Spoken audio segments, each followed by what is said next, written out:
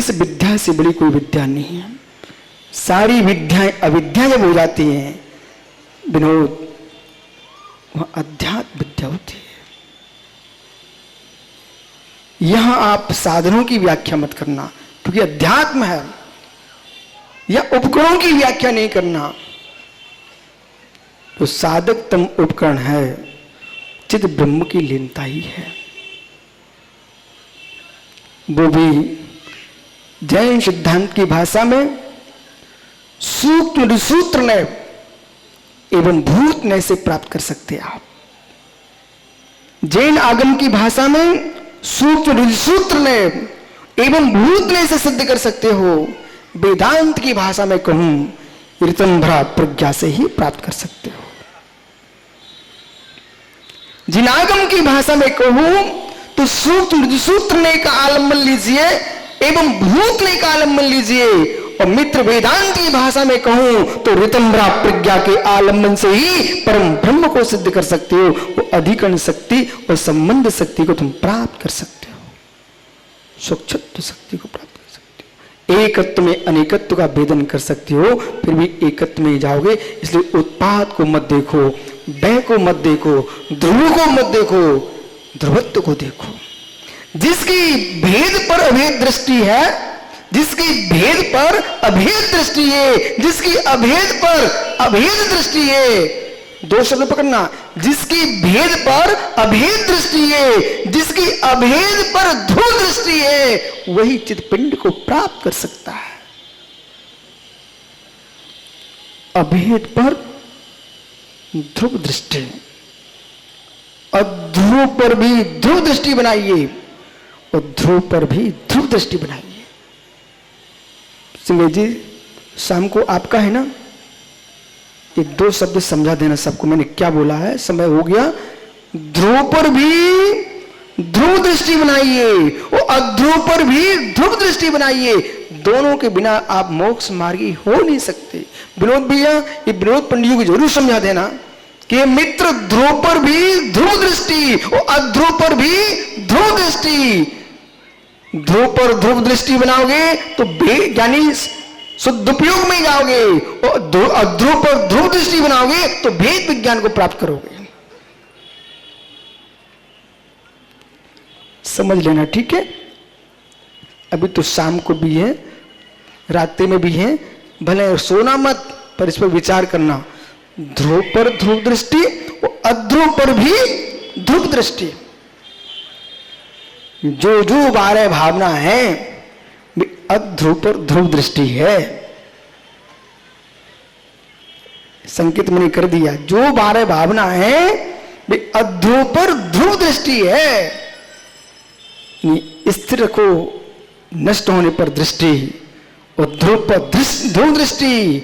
उत्पाद से ध्रुव से गौण होकर के निध्रुवत्व पर स्थिर हो जाओ, ध्रुव पर ध्रुव दृष्टि जाओ। कल पर आओगे, यानी पर्याय तो पुनः चर्चा करूंगा। रोटी पर ध्रुव दृष्टि तो नहीं जा रही। आत्मा स्वभाव परिभाव भिन्नम, आत्मा स्वभाव परिभाव। आत्मा का स्वभाव प्रभाव से अत्यंत भिन्न महावीर स्वामी की अध्यात्म पर जिनकी लेखनी चली है वे कुंद कुंद एक। उन्हीं कुंद कुंद की दृष्टि को आत्मसात करते हुए अमृतचंद्र स्वामी ने जो गहनतम चिंतन किया है, वह चिंतन इतना विशद हो गया कि जब जब समय सार की व्याख्या होगी अमृतचंद्र स्वामी को भूल नहीं सकते।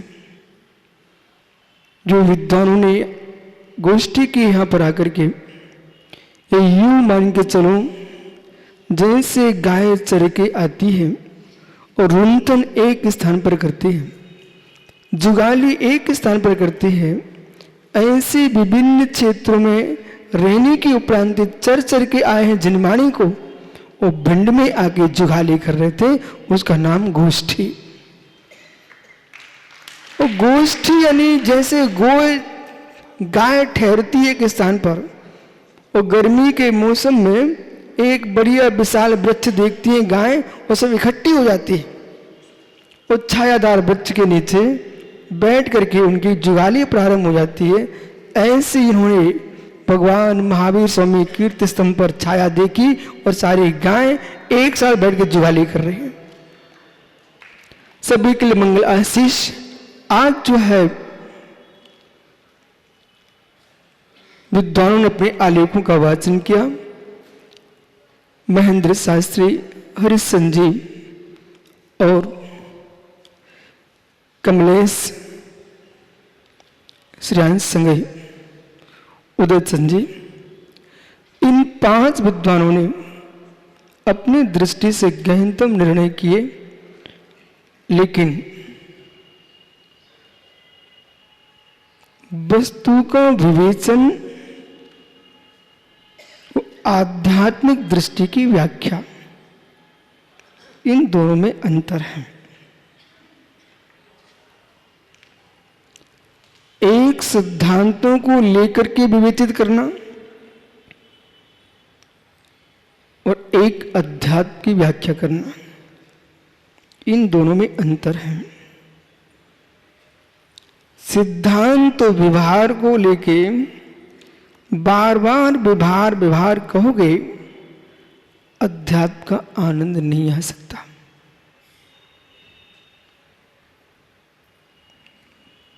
विषय ऐसा है,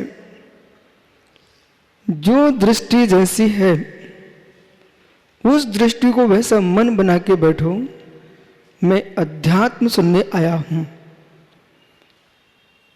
पक्षों से सुन होकर के वह आपको मात्र समझ में आएगा वस्तु का वस्तुत्व क्या है।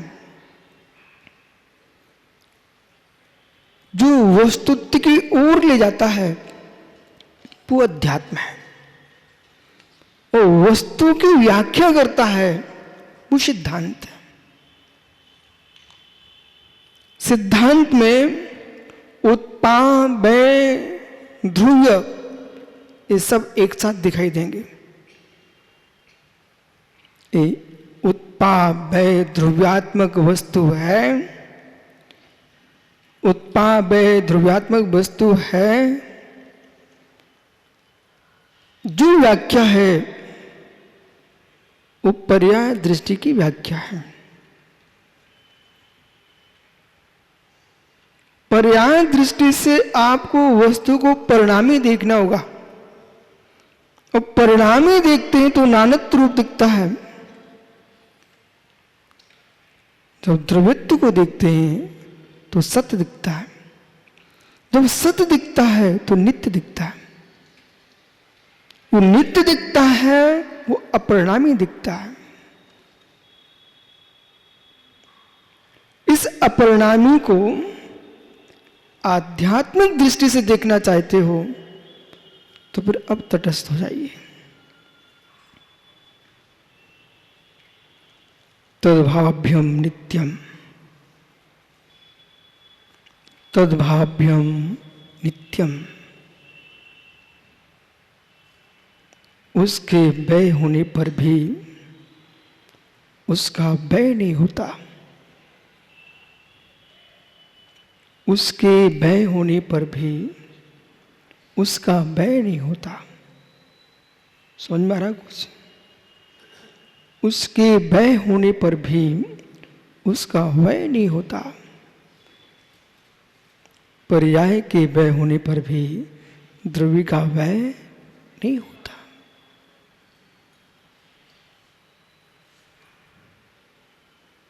जल कल्लोल वज्जलई, जल कल्लोल वज्जलई। ओ ज्ञानी, सागर में लहरें हो रही हैं, सागर में कल्लोलें आ रही हैं, धाराएं हैं, लहरें हैं। समुद्र का पानी नष्ट नहीं होता, कल्लोल जल में ही है, पर नीर का व्यय नहीं है। टंकोत कीर्ण।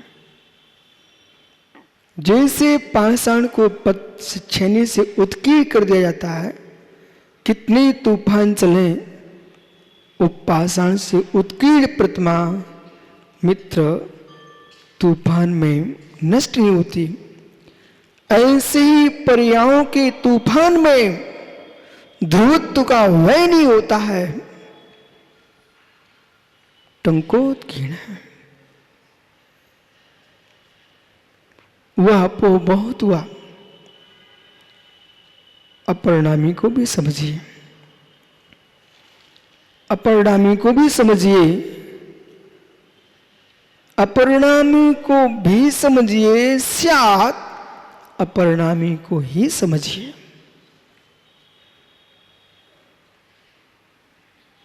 अपरिणामी को ही समझिए। परिणामी तात्कालिक है, अपरिणामी त्रिकालिक है। पर्यायों को नहीं बांध पाएंगे, अपरिणामी ही त्रिकालिक है। जो लक्ष्य रहेगा योगी का, अभी मुझे सांख्य नहीं देखना, अभी मुझे जैन नहीं देखना, मुझे वस्तु का वस्तुत्व देखना है। उत्पाद भय हो रहा है, उसका अभाव नहीं है, पर लक्ष्य सत पर है। जो सत है वो त्रिकालिक है। स्यात् सत अपरिणामी है। स्यात् सत अपरिणामी है। बहुत लक्ष्य रखना पड़ेगा स्थिर। स्यात् सत अपरिणामी है, क्योंकि सत में अभव्यत्व भाव है। संग्रह जी, सत में, विनोद पंडित जी, सत में अभव्यत्व भाव है। सत में भव्यत्व भाव है। भव्यत्व भाव है, इसलिए सत्य में परिणाम है, परिणामी है। सत्य में अभव्यत्व भाव है, सत अपरिणामी है।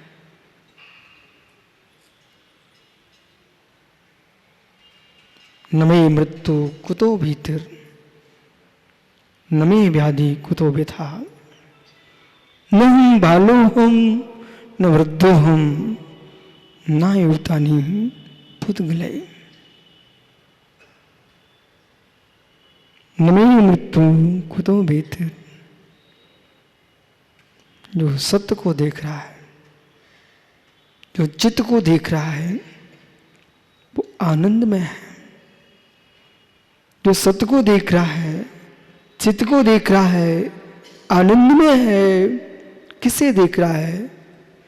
न मे मृत्यु, मेरी मृत्यु नहीं है।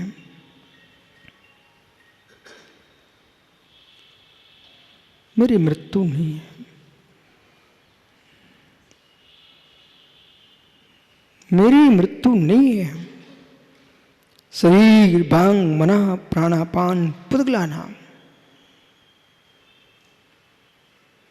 मात्र ध्रुव दृष्टि की व्याख्या है। परमार्थ दृष्टि है। विद्वानों, बिलखने से बचना चाहते हो तो फिर ध्रुवत्व पर ध्रुव दृष्टि लाइए। जितने योगीश्वर, चाहे सुकमाल को शालिनी ने भका हो, चाहे सुकौशल को व्याघ्री ने भका हो, चाहे पांडव मुरजाजों पर यानी लोहे के आभूषण पहनाए गए हों, चाहे गुरुदत्त स्वामी पर अग्नि लगाई गई हो, 500 मुनियों को घानी में पेला गया हो, वे किसके बल पर?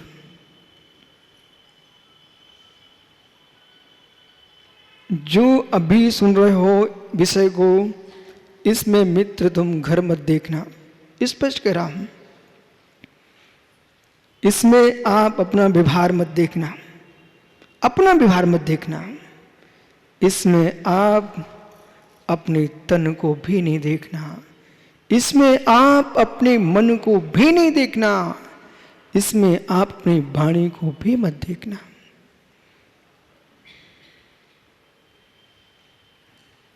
मात्र सत्य, मात्र सत्य। न मेरी मृत्यु, मेरी मृत्यु नहीं है। पारसनाथ ने उपसर्ग किसके बल पर सहन किया? भगवान पारसनाथ स्वामी ने 10 भव तक कमठ को किसके बल पर सहन किया?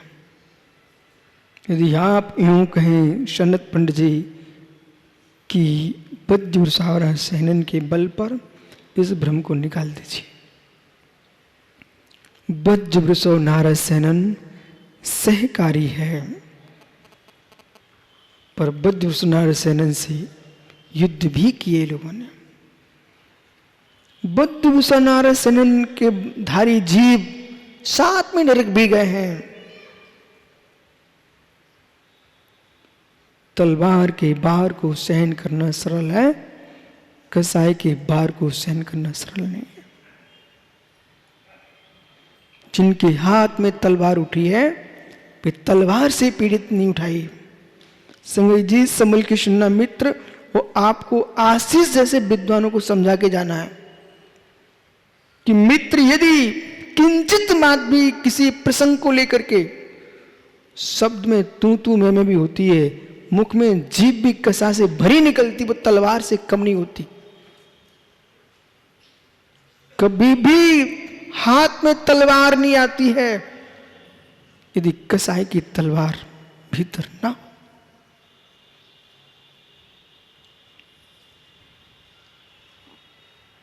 अस्त्र हाथ में नहीं आता, अस्त्र कार्य दिख रहा है, अस्त्र कार्य दिख रहा है, शस्त्र कार्य दिख रहा है, कारण कसा है? कारलिंगी कारणम।